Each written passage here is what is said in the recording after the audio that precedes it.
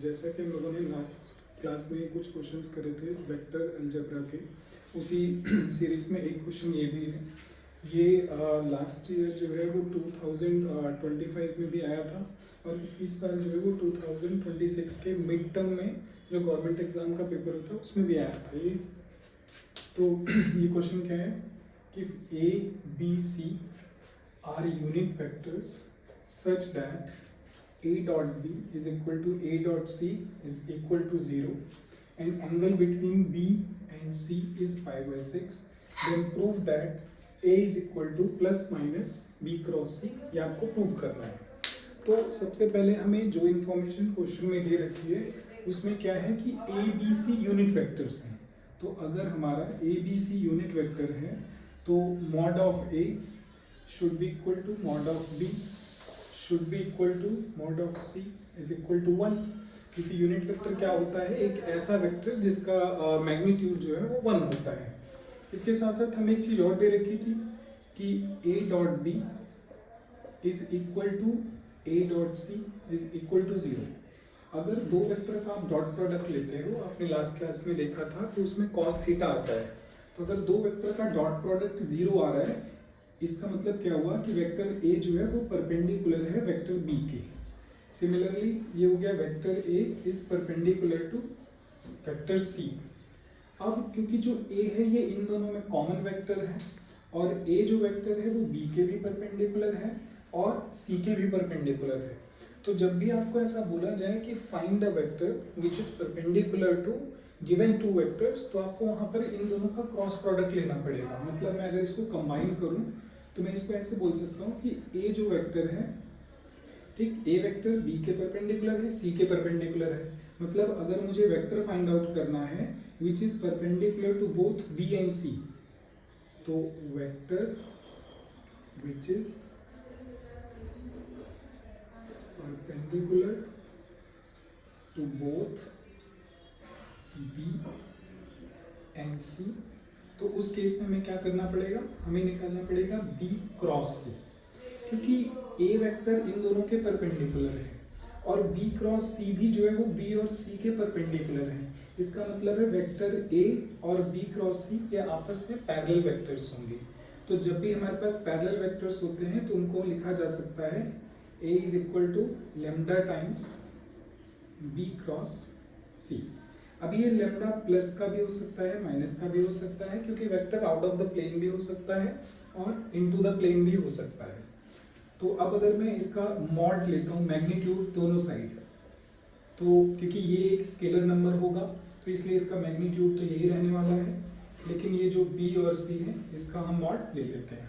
तो क्योंकि a b c unit vector है तो इसका मैग्नीट्यूड 1 होना चाहिए। ये लेमडा हुआ, इसको आप लिख सकते हो mod of b mod of c sine of theta. Unit vector भी आता है लेकिन मैग्नीट्यूड की वजह से यूनिट वेक्टर का मैग्नीट्यूड 1 हो गया।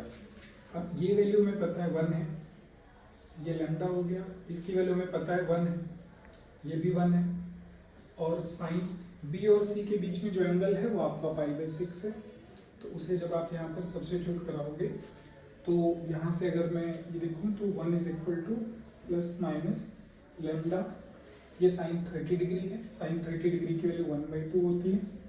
तो यहाँ से लैम्डा की वैल्यू आ जाएगी आपके पास प्लस माइनस 2।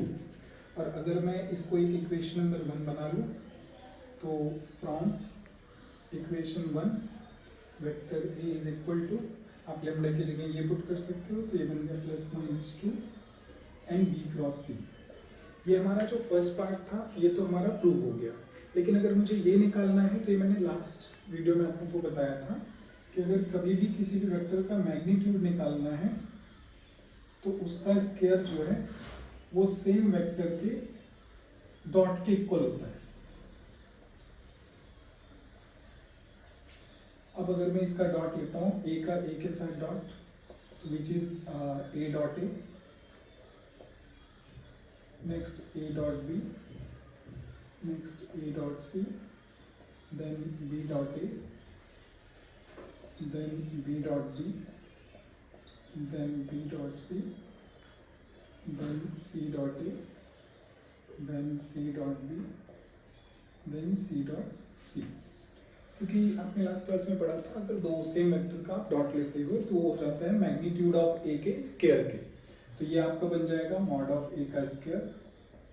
सिमिलरली ये बन जाएगा मॉड ऑफ बी का स्क्वायर, ये हो जाएगा मॉड ऑफ सी का स्क्वायर। अब यहाँ पे अगर आप देखो तो a डॉट बी और a डॉट सी ये जीरो दिया हुआ है, तो ये जो a डॉट बी है या a डॉट सी है, और आपने लास्ट वीडियो में ये भी पढ़ा था a डॉट बी और b डॉट ए इक्वल होता है। तो अगर a डॉट बी जीरो है तो b डॉट ए जो है वो भी आपका जीरो होना चाहिए, a डॉट सी जीरो है तो c डॉट ए भी आपका जीरो होना चाहिए। तो हमारे पास सिंपल ये तो टर्म बचे और बाकी ये बचा, तो इसको लिख सकते हैं twice of b dot c. अब इसका मैग्नीट्यूड 1 है तो इसको 1 लिख लिया, ये भी 1 हो गया आपके पास, ये भी 1 हो गया।